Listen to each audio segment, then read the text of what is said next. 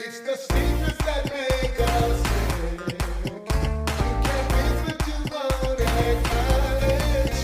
So let's have a conversation of this time.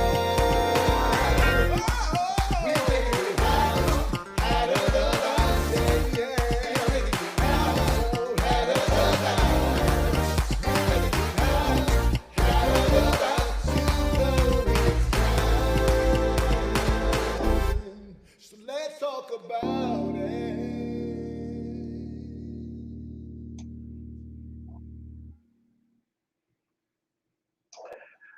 Well, hello, everybody.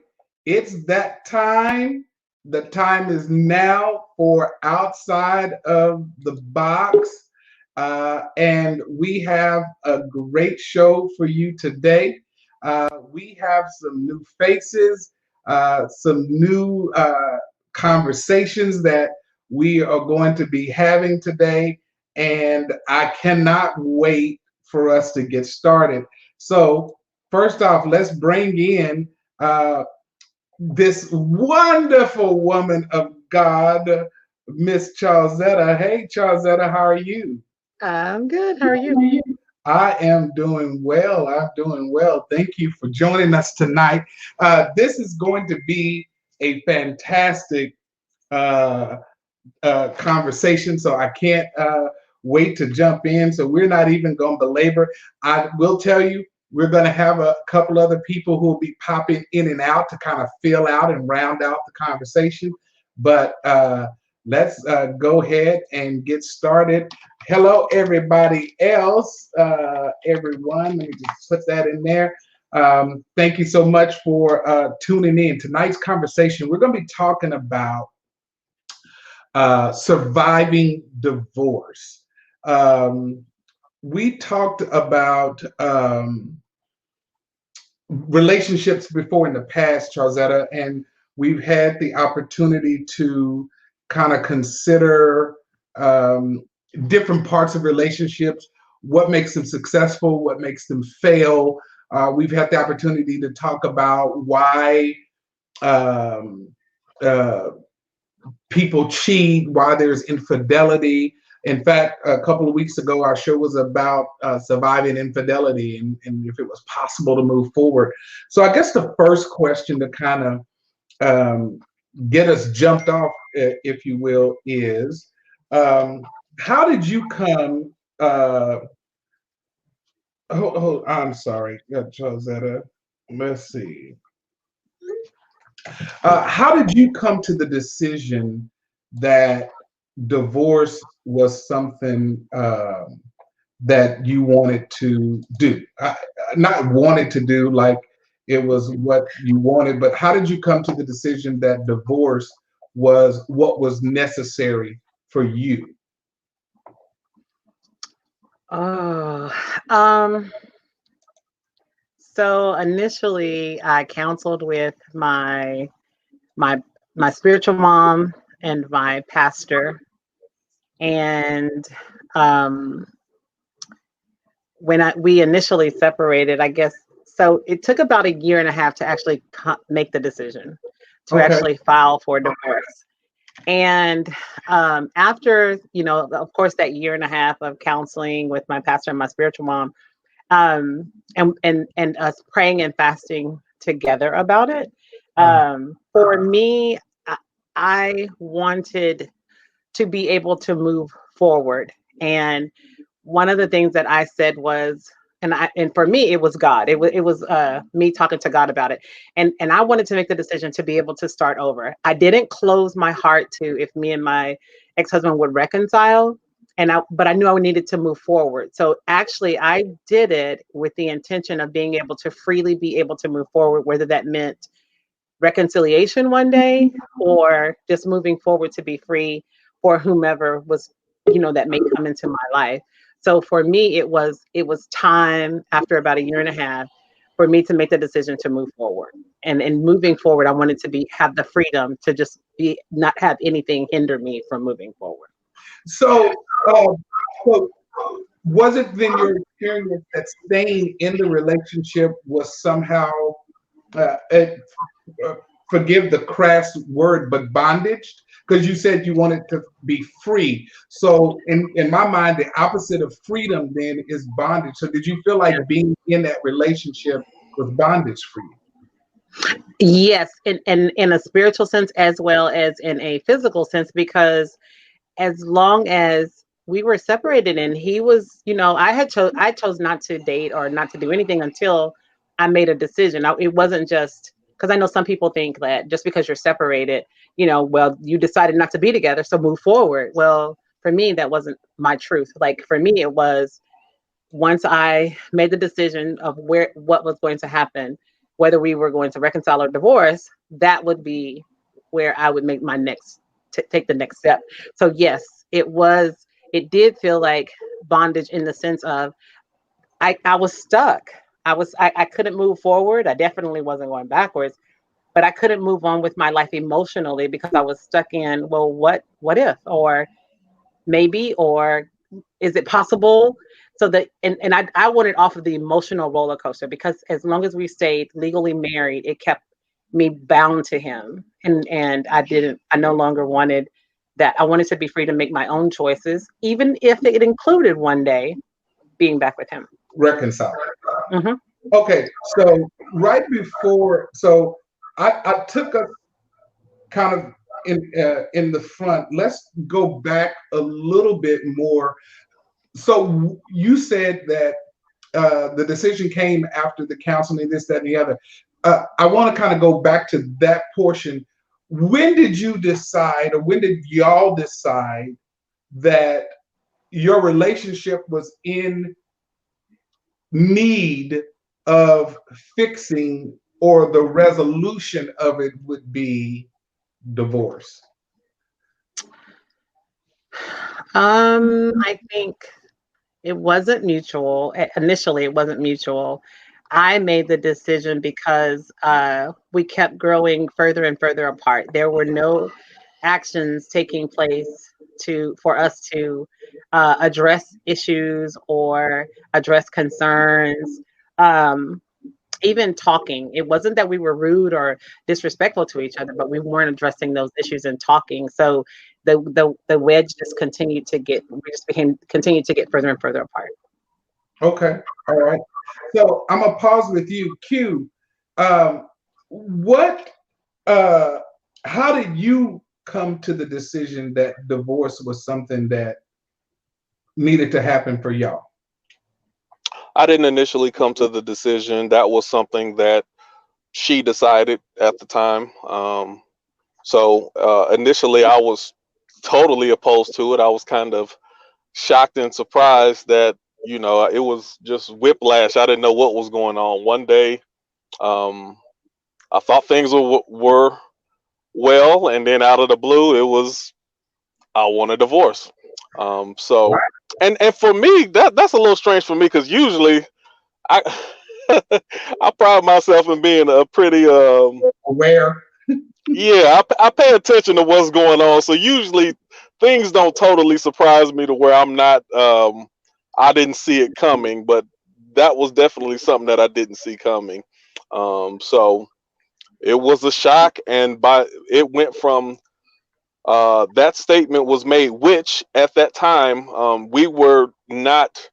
I don't do the threatening games. We never threatened to divorce. So those are words that I just don't use. We didn't use. So it's when those words were said, it carries a lot of weight. I know a lot of times people, when they get in arguments, then they use it as an automatic default in a fight. Yeah, we never use that type of language. So for me to hear that, then I knew that it was something serious. And it literally went from that declaration to, by that weekend, there were papers printed out, and all of it. It didn't happen that quick, but that's how determined she was to get things done and finalized.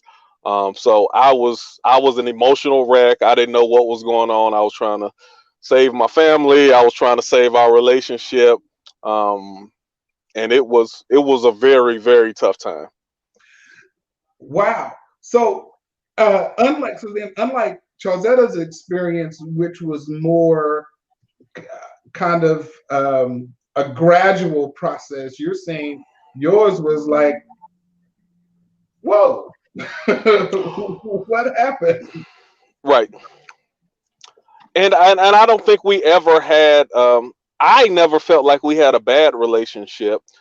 We definitely had some problems earlier on. We were both young. I was 26 when I got married, and she was 20. We both had bouts of infidelity. We both just there was issues that we had, and then it's one of those things to where you think you got past all of that stuff, and you're like, okay, we everything is fine, and we're past all of that. So now we can actually, move forward into our adult roles after we got rid of the kind of the childish behavior. So you're talking about years removed of those type of issues. So to see it now is, so my point is, if that would have came out, if she said she wanted a divorce maybe 2 or 3 years ago, I was like, yeah, I kind of seen that coming in. But when it happened after we supposedly, were clear of all of those issues, it was absolutely a shock. So, Chozetta, what do you think the hardest part about making the decision to, in fact, divorce was? When you were weighing staying, divorcing, what was the hardest part about making the decision to actually divorce? Because I was still very much in love with him and I wanted our marriage to work. So I wasn't divorcing him because I no longer had feelings. It was just the right thing to do for me. Uh-huh. So then how did, and Q, you start thinking about this because I'm going to ask you this question next. So how did divorce affect your self-esteem? And it's a lot. How did it what impact did a divorce have on your life, on your children, on your self-esteem? Like, what was the impact of the divorce? Ooh, of course, devastating because I'm an advocate for marriage. I think marriage is amazing, and I think that the way that God designed it is just wonderful when we do it His way. So for me, I was still in I don't want to call it a fantasy, but just still in the high expectations of it could be amazing and awesome. So it was like a hard fall, and for me, it hit when I finally did make the decision. It the build up to leave. Um, I would say that it wasn't in the build up to leave, but it was um, the way things happened. Because for me, all of it transpired kind of in like within a week. So I was a stay at home mom. I wasn't working, and I had a baby. Um, so um, it hit like I felt like a failure. I felt like um, there's no way to bounce back from this, even though I knew, like I was like, I'm a Christian and I'm strong, but like, how do you bounce back from this when you believed and tried to hold on to your faith, and that's the determining factor for you. So it was devastating to my faith. It was devastating to my emotions. It was devastating to my self-esteem. Um, it was just, I felt like somebody had sucker punched me. Like, not that I was in a fight and I'm waiting on someone to hit me, but like I'm just walking down the street, like singing. Here comes somebody, yes, and not only do they don't punch me in the face and knock me out, they hit me dead center in the stomach that knocks the wind out of me.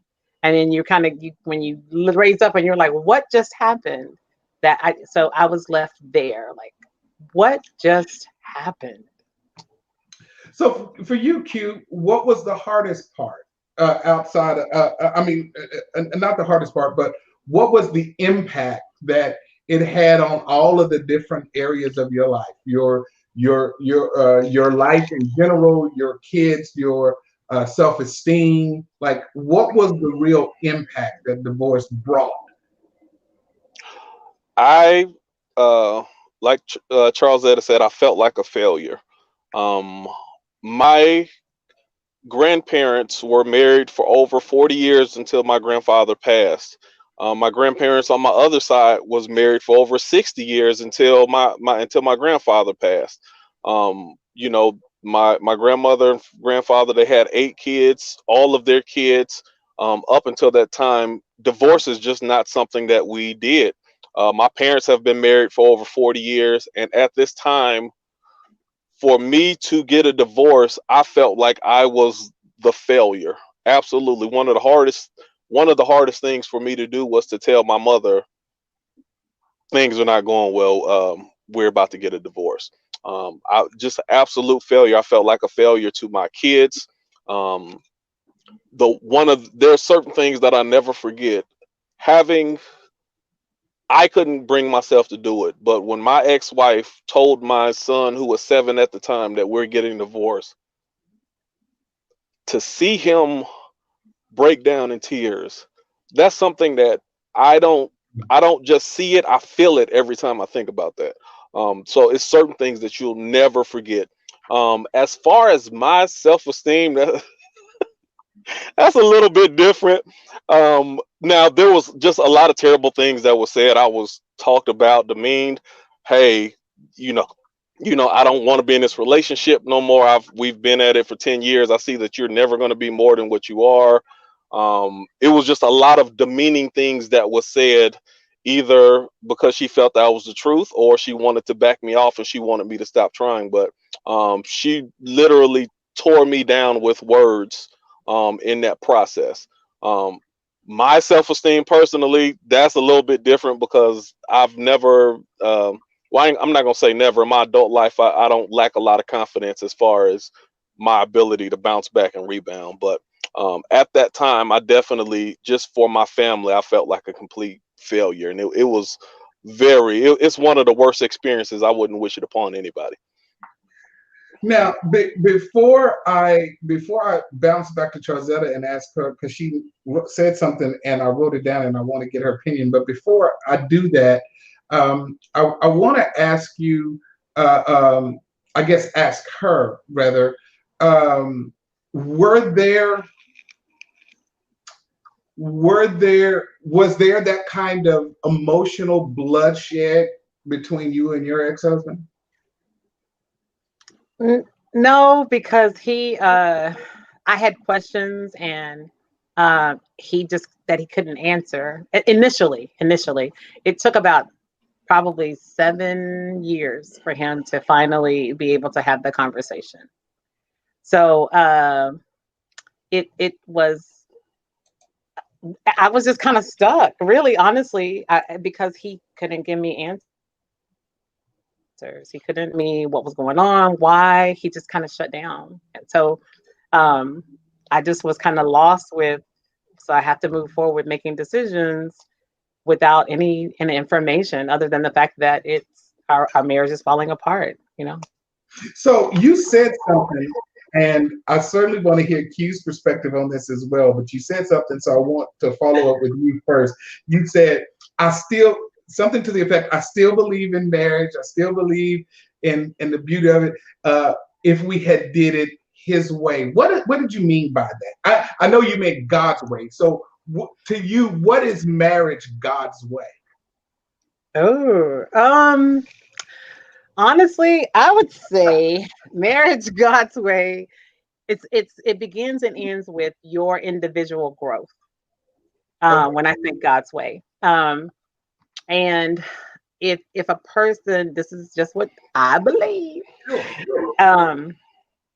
if you're growing individually in your faith and as a person, you can't help but to enhance anybody that you get with, no matter where you are. And so when I say God's way, I mean with the understanding that I'm going to make choices. I'm going to consider you. When I'm angry or when I'm disappointed or when I'm hurting, I'm going to pray about it. I'm going to talk to you about it. I'm going to ask you to pray with me. So being willing to fight the flesh, being willing to do what is required and what's being asked of us spiritually necessary in order for me to be everything that God has called me to be. And so I think if I do that individually and he's doing that individually in our marriage, it can't help but flow, especially when we have those times of frustration or transitions or changes, because we have something bigger than us helping us to be better. So that's what I mean by when I say God's way. Q, what do you think of the concept of marriage would be successful, or could be successful, would be, I guess would be the more appropriate word, if it were done God's way? Yeah, I don't. Okay, so a couple things. Number one, that leaves a lot of room for interpretation. And everybody's definition of God ain't the same definition. So a lot of people who use that Of God. If you took your definition of God and marriage way according to your definition of God, what would that look like to you? well, the first thing I would do is get government out of my relationship. So that signed, agreed piece of paper, I'd do away with that. I would have a ceremony. I would. Your word and your commitment to me is all you should need in front of you. Your elders and your tribe should be all that you need to solidify that relationship. And maybe that's just my bitterness, because after you get the government involved, the government they tear a chunk out of you at the end of it too. So that could just be how I feel about this. I don't feel like all the divorce part of it, there ain't no God in that. That's just a whole bunch of the government ripping you to pieces. Um, but God's way, like I said, I think it's real subjective. I think people, with the help of God, I don't like to put God too much in it. I believe in people taking accountability for themselves. Now you want to rely on the help of God. You want to pray. You want to do anything that you can to make sure that you strengthen yourself spiritually. But that does not supersede or negate your responsibility as an individual to take care of, handle your business. When you mess up, don't blame it on God or the devil. Blame it on yourself and say you're going to do better. So it's just a way that, I look at it, versus, because sometimes people will often use God as an excuse. They use God as a crutch. They use God to browbeat the other person. I'm just very picky when people throw God in to excuse their own behavior. That's just me. And I ain't saying that's you at all, Charzetta. That's just the way the question he asked me, kind of, that's how I reflected off of it. I agree. I agree. I appreciate that. So when you talk about kind of this whole concept of surviving divorce, and you examine those areas where the impact of divorce has, spilled over to you, I guess my question would be, how did you start the process of healing? And I'll start with you, Charzetta. How did you start the process of healing? Honestly, I would say taking time to be by myself and to ask myself some really tough questions, and also give myself some really honest answers. Even if they weren't necessarily true. And when I say honest, I mean like some reality checks, I guess I should say, maybe.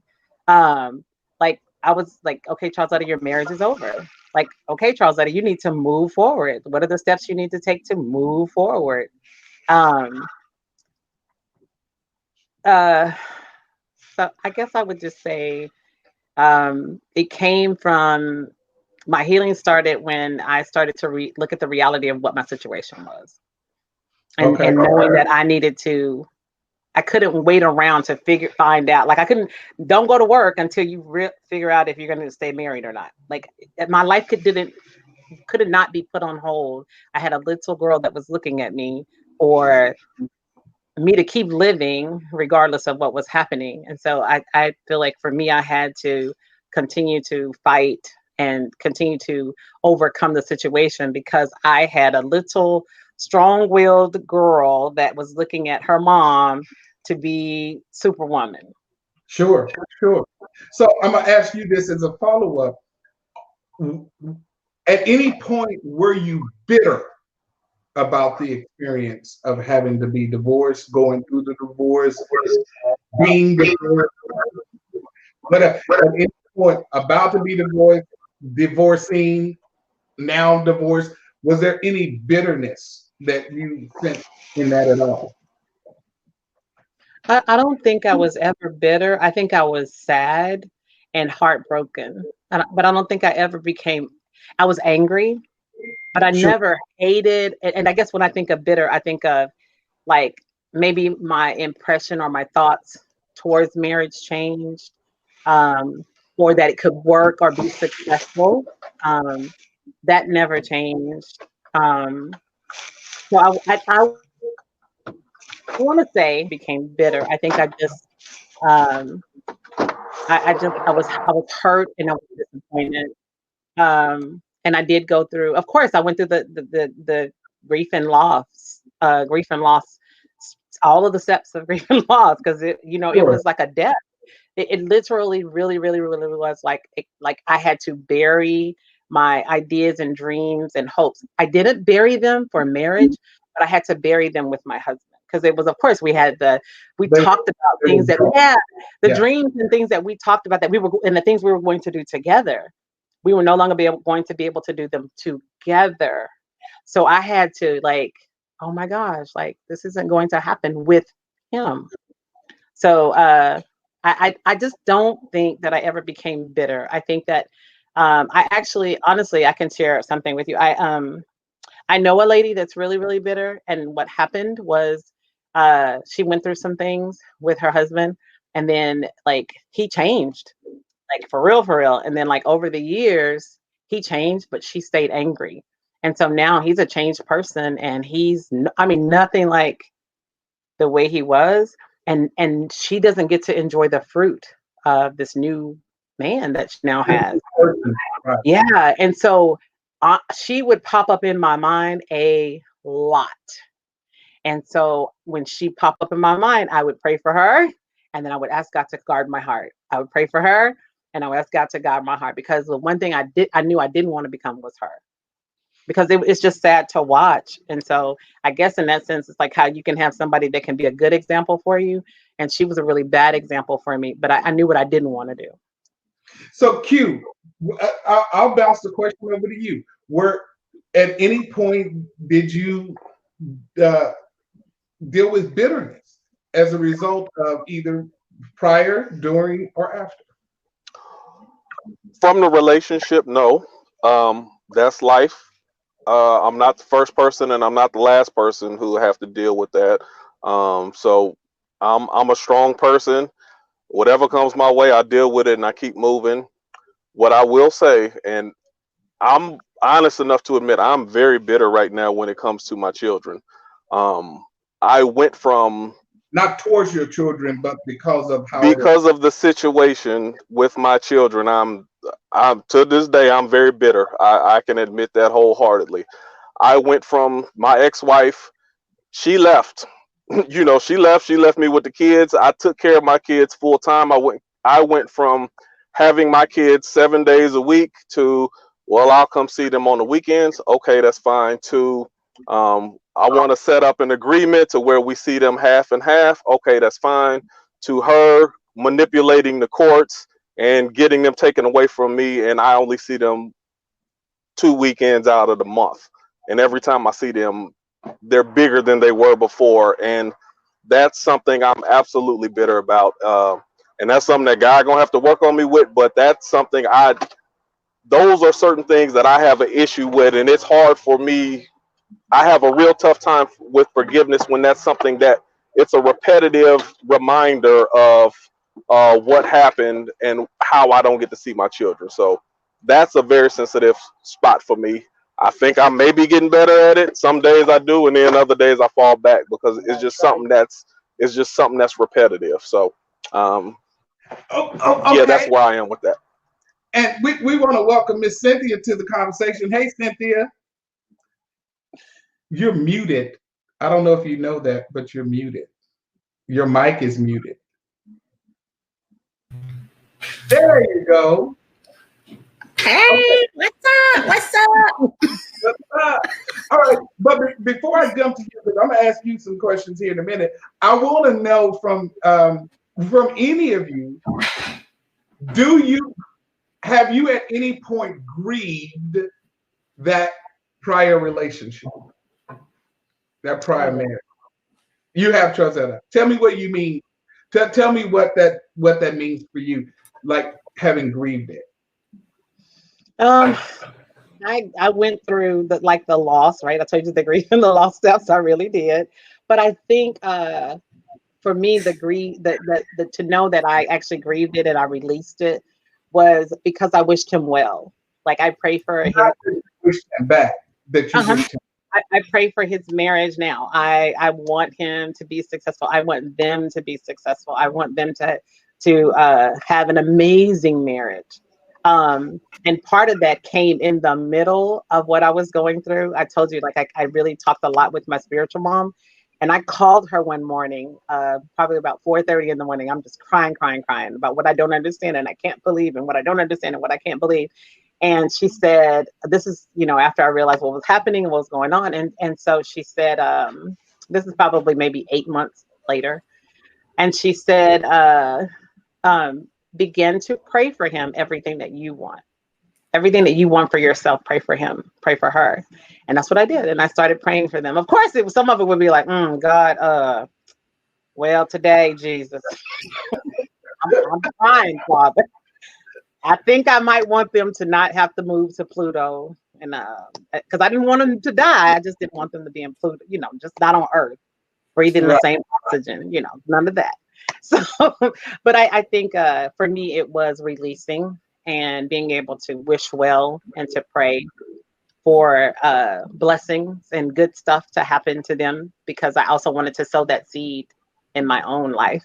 And there were kids that, that were not necessarily involved in the situation, but that were around us, like my nieces and nephews on his side, that went from being around our house and being with us all the time. So this definitely impacted them as well. So I don't think you can properly move on unless you've had you've had that grief. It's a loss, and you have to feel that loss, take it in, so that you can move on from it. I don't think that you are ready to move on if you haven't grieved over the loss of that relationship. So I agree with you totally. Well, you know what's interesting is that I was actually, that was kind of my point when I brought that up, because I was going to be concerned about how there was really this capacity to move forward without having experienced that grief, without actually having that grief. You know what I'm saying? Because you have to, I think, grieve to actually move on. So I'm gonna start with Cynthia. Now, welcome to the show, girl. Better late than never. She, just so y'all know, she did tell me that she would love to do this, but she had some prior obligations, and I said, okay, go handle your prior obligations, but you show up when you show up, and I'm gonna let you in, and that's what she is. So she's not late because she tarted to the party. She brought the party with her. Okay, so Cynthia, let's go ahead on and let me ask, what impact initially did divorce have in your life, in your self-esteem, in the lives of your children? How was all of that impacted by the divorce? Greatly. It was greatly impacted. It was, like Q and Trozetta said, a loss. We were together, 11, 12 years. And then even after divorce, we tried to get back together and make it work. So it was a loss, not just for me, but for our kids and our friends, our family, for us to have been together that long. And then we end up in a divorce. My self-esteem was probably pretty low afterwards, but not now. It helps you to see who you really are, and helps you to know your worth after such a devastating event that happens in your life. So you have to know your worth once you come up out of it and gather yourself. you know. So let me ask you, I think Q and Charles, I want y'all to respond to that because I think that that's an important component. Did you have to kind of reassert for yourself your own sense of value? Okay, I know you said, Q, you said I felt like a failure, and Charzetta, I know you talked about, you know, the kind of devastation that you felt, but overall, didn't you have to kind of go boom and kind of reassert that, okay, this happened, but I still have value? I mean, did you ever kind of experience that kind of thing? Oh, Lord.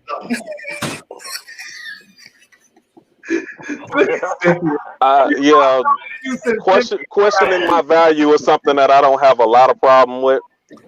So even I can be even if I'm a failure, I'm still a champion and I'm still a winner. I failed in that arena.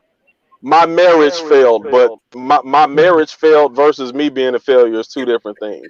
And what actually allows me to finish, I guess what allows me to move on is I take things from a rational approach. And what I do is I make sure that I do everything in my power to fix, to rectify, to correct everything that I could in the midst of being imperfect. So even my whole point with what I said, even the issues that I had previously in my relationship, I hear echo.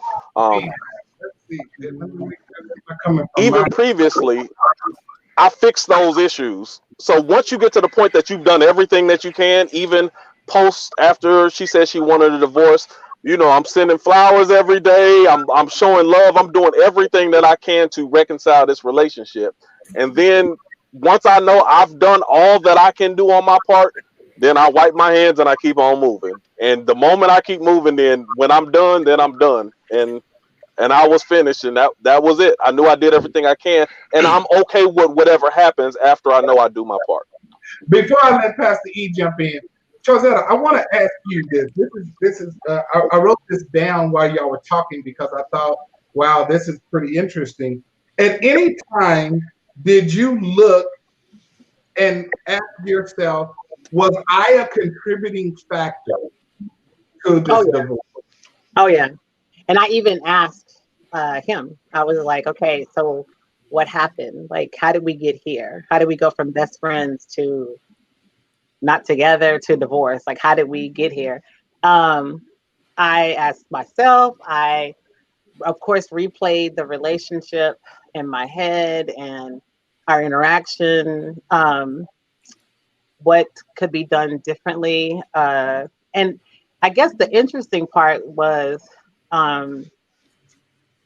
a couple of, I guess maybe a year before this all happened, we had a conversation and I guess like kind of a meeting of the minds. Like we were kind of talking about like the new year was coming and we weren't making any New Year's resolutions, but we had talked about like, what are the things that we wanted or we needed from each other.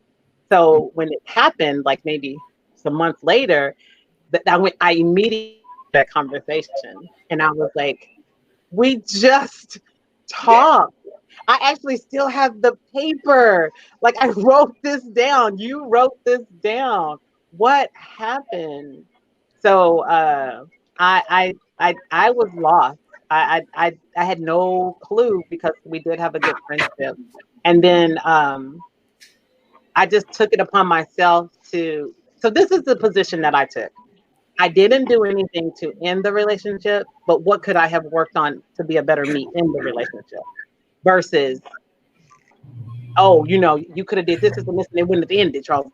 I didn't do that. I was like, okay, could I have been more patient? Could I have been more understanding? Could I have been more loving? Could I have made sure this happened or that happened? I did evaluate myself in that way. But deal breakers, I wasn't doing deal breakers, so I knew that it wasn't a deal breaker. But did you find those things where you said, okay, I can see how I contributed here? Mm-hmm. Or no? Did you? To us actually divorcing, no. Like I didn't because you next, so get ready. You're always a contributor to the success or failure of a relationship. Whether you contribute 2%, 50%, or 90%, there's some contribution. But it's up for you and your future relationships to make sure you identify how you contributed. Some people are just enablers. You could have enabled your partner to go along with a certain behavior for a long time, and not knowing, you still played a part in the failure of that relationship down the road, because you didn't check, you didn't establish value, you didn't establish boundaries. There's always a contribution and something, that a role that you play in the failure or success of a relationship. That's everybody. Always look to find what it is.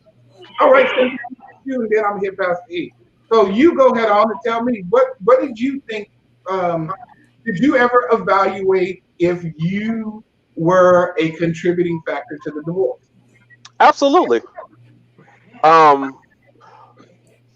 Prior to, even though infidelity didn't directly cause the divorce, it's a contributing factor that causes strain to the relationship later on down the road.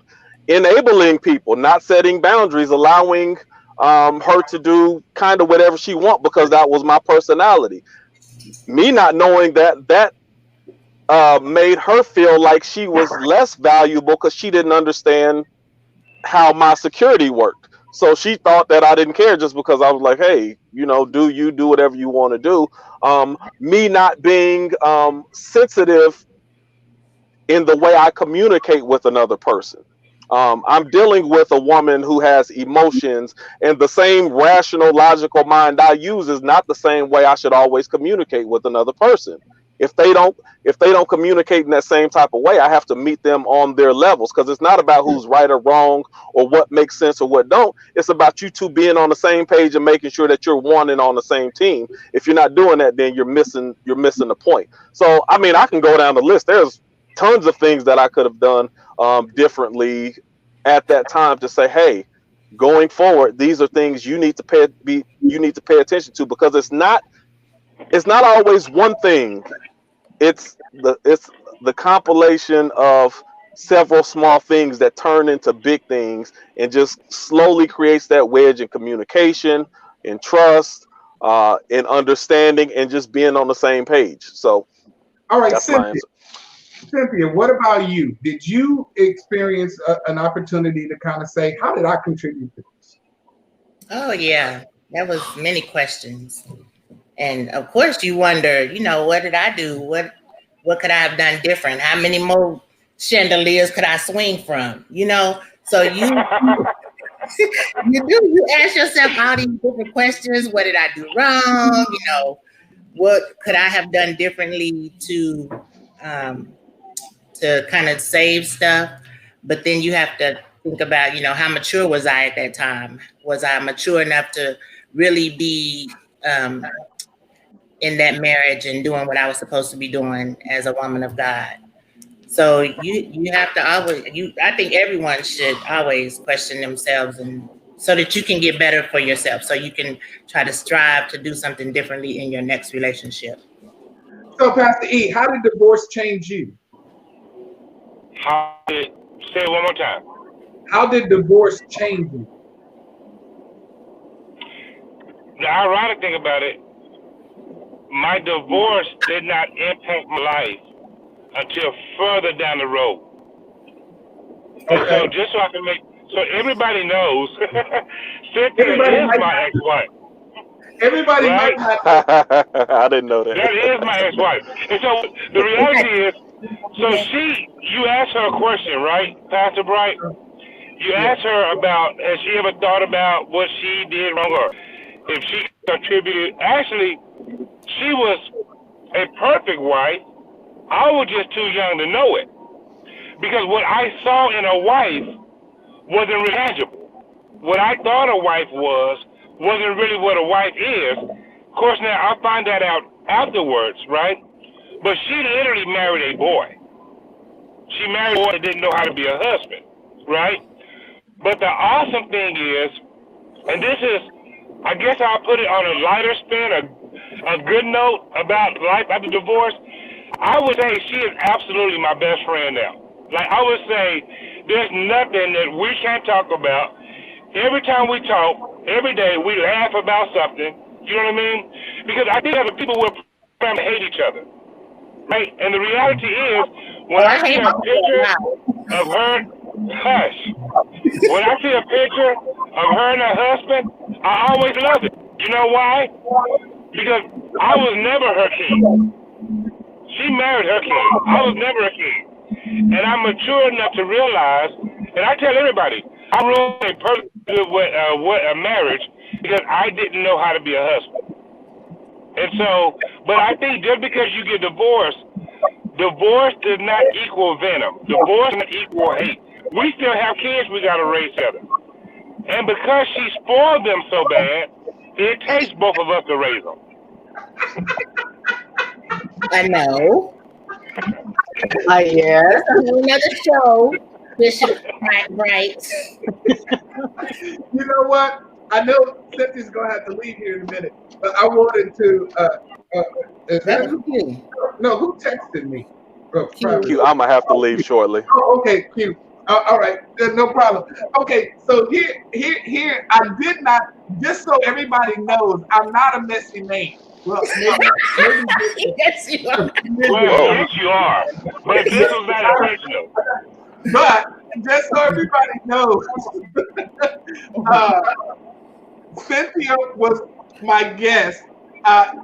Pastor E, I thought it was appropriate. He wanted to come on and share, and I wanted to do that. And just so y'all know too, from the very beginning, it was me and Tony, Eric, and Cynthia. We did like literally everything together. So when I think about divorce, all right, Paul, ain't nobody talking to you. Bishop, I could have been on this one. Good, because you can be on it next week, Monique. I want you on next week because we're going to continue this conversation. I'm going to have you and Michelle because I want to address some of the stuff Michelle said. But there was an impact to me and Tony when y'all got divorced. There was a real impact because we literally did every single thing together. Yeah. Almost every day of our, and Charzetta, you are a witness to that. We were together. If you saw one of us, you typically saw all three of us. I mean, all four of us because we literally Four. the four of us. I'm sorry, my math is bad. You saw all four of us together, and so when y'all split up, that was like, what in the hell is going on? What is happening, right? Because Monique, you quit being writing all in the machine. Because y'all not being together affected how we did life together because we did life all together. And so there was some, if I'm honest, and I've never even talked about this out loud, to be honest, but I think there was some anger, and Eric, it was mostly towards you. Yeah. Hello? I think he's having his thing. And not only y'all, Roy, even our kids, because our kids grew up together. They grew up together. They did everything together, right? And so this idea that all of that was changing was like, I didn't do nothing. Right. All of this was like, I didn't do nothing. Tony didn't do nothing. Why are we suffering? Because they have to get a divorce. And Eric, I don't know if you heard me say this, but I was mad at you. Did you hear me? Huh? No, I didn't know if you were back and you could hear me. Because you changed my life. My wife and I, we got married. I think I was 21 or 22. Let's see, how old am I now? I'm 50. We've been married 28 years. I was 22. No, this would be 29. So I was 21 when we got married. And no, I was 22 because my birthday's next month. Never mind. Anyway, I was 22 And so I was young, we were all hanging out. And I was like, the friend that I did everything with, now, it's all gone. So I didn't realize it until even just kind of talking about it now. I think I was mad at you, Eric.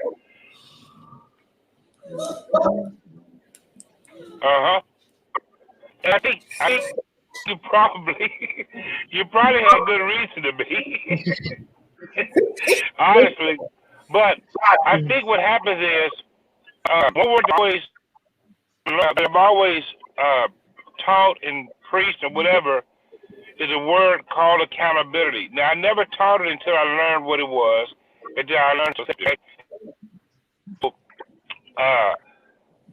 I had to learn how to take accountability for my part in our overall divorce, in our overall relationship. But at the same time, I think what happens when you take accountability and then you grow. Everybody should learn from any pain that they go through, right? So I think what happens is when people don't grow from a divorce, what they do is naturally we start blaming the other one and taking self-accountability. When you don't take a self-accountability, you're no good to the new relationship. When you're not accountable for what you did in the past, you take that same person who you are and the new relationship, and then you end up having the same issues that you had the old relationship. Yeah. So I never, and also, I think it's important. I quit guilting myself over not being the best husband. I quit living with that, because as long as I guilt myself, I wasn't opening up myself for any other relationship with her outside of marriage, right? Either it's marriage or this, not knowing how much that we would still need each other as co-parents, need each other as friends. And so, like I said, like I literally, like have no, she deserves to be having bad cheese because, once again, I think she finally married her king. And so I grew from my mistake. I grew from marriage. I grew from divorce. Okay, so Trozetta, Pastor E and has described kind of their relationship now as one where they are the best of friends. They talk regularly. They have meaningful, productive conversations. Things that essentially I don't think were successful for them while they were married. Are you in any regular communication with your ex-husband? Oh yeah. It took some years, like I said, and then he actually called one day and we had a really good conversation. It started out about our daughter, but then it ended up into the conversation about our past and us, and he apologized and he gave me the answers. And what was interesting about it was he gave me, this is how I knew that God had moved on his heart and he was at a different place for real.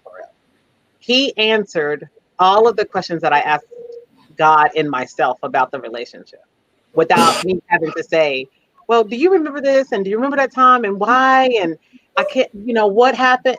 I didn't ask anything. He just started talking and he apologized and we're good. We're at a good place. We if we need, Taylor's actually with him. So when we talk, it's cordial, it's respectful, it's kind. I know that I wish him the best, and I believe that he wishes me the best. All right, because I think that that's important too, because I think that also kind of demonstrates that you've grown, that you've moved on, that you have, in the words of Nicole, that you've allowed yourself to experience some forgiveness. Yeah. I certainly don't think that Eric and Cynthia would be communicating, you and your ex-husband would be communicating if there was not a level of forgiveness that had taken place. And so, Cynthia, I want to ask you this question. We have about 5 minutes left, and I'm serious. Monique and Michelle, I want y'all on next week because I really want to address some of the statements that Michelle made. I know we just don't have the time to do it tonight, but Cynthia, I wanted to ask you, when you finally healed from the broken relationship, and you got into the new relationship, did you realize, yes, maybe I am in fact healed, or did you find yourself bringing over the insecurities that were built in your previous relationship to Eric? Did that filter over, any of that filter over into your new relationship? And I want all three of you guys to answer that question too, but I'll start with you, Cynthia. No, I didn't really go into, because I did take a time of just me, getting to know me and allowing God to work on me. So by the time me and Tony had got together, I was good. I was like, okay, I'm not insecure. I'm not, oh, he looking at another woman, that type of thing. We could be in the grocery store. Some woman hit on him. He's like, hey, I'm married. My wife is a little crazy. So you might want to move around, know. So, so I don't really think I took anything into our marriage, like carried any baggage, because I had already laid it out on the altar. I had already kind of went past that stage. I think I went through it, being watchful, and, okay, is he demonstrating any of the things that I just left, or, that I just moved away from? I don't think our relationship has been built on that type of level. And because I'm mature now in God, and he's mature in God, and we're pretty secure in our relationship, I don't feel like I took any of that baggage into that, which is a good thing, because when you carry it over into another relationship, it makes it a lot harder. It makes your relationship with that individual a lot harder to build, because you're always reminding yourself of the past. So I tend to, kind of forget the past. We even have conversations. I tell him different stories. He tell me different stories. And now it's comical, because when I first moved to Arizona and I used to talk to Eric on the phone, he would be, I get under his skin, he get mad, and he's, I gotta go to a meeting. He'd try to hurry up and get off the phone. So now when I'm irritating Tony, he said, I gotta go to a meeting. So it's like, oh, now you got a meeting. So no, I think, once you heal and you find yourself, number one, because some people would be like, well, let me get another dude just to get over somebody else. No, just get through it, go through it, don't stay in it too long, and keep moving. All right. Charzetta, I don't know if you're married again yet or not. But did you bring any of the baggage from your old relationship into your new relationship, Charzetta? No, I don't. I believe that I did. I intentionally took steps to make sure that I processed my feelings, my emotions, my thoughts, and actually just the experience, like what actually just happened. What did I just go through? How did it affect me? And I did go to have counseling to help work through those processes and through those steps. And I tried to be really real with myself about what was going on and what I felt. And one of my things, I really wanted to move forward. I really did not want to have any weight. And I told you, I had someone that, that I could picture and visualize that I did not want to be like. So that I feel like I took the necessary steps not to intentionally not bring extra or baggage. Not just into my next relationship, but just in moving forward. There were things that I wanted to do, and I knew I couldn't have a hard heart or a bitter heart to do those things. So. All right, Pastor E, did you have any lingering baggage or whatever from your relationship with Cynthia that you took into a new relationship? Did you drag anything in there? Actually, I've been thinking about it, and I don't think so because I was kind of like a whole different person by that point. You know what I mean? Okay. Okay. Maybe I can't recall. I can't recall. I don't know because my whole lifestyle changed after my counseling, which was so far removed from her. Okay. Well, guys, let me say thank you again for coming on, being open and truthful and vulnerable and having this conversation. This has been amazing. Everybody, we're going to do part 2 of this next week. Michelle, I need both you and Monique to inbox me your email addresses so that I can connect and communicate with you guys. But I want to share one thing before everybody leaves. I want you to please go check out IamRoybright.com. IamRoybright.com. Go check out the website, and I'm gonna tell you why. Because we have launched a brand of clothes. We have some shirts and some hoodies, some masks. I got onesies for kids that have different kinds of sayings and things that I was inspired by God to put out so that people can wear. Please go and check out, everybody, go and check out I Am Roy Bright. Look at the store. Just get a mask, get a t-shirt, get something. I know that you're going to be inspired by what you see. IamRoybright.com. I see you guys next week. Thank you so much. Y'all have a great, great, great rest of your week. Bye-bye. Bye.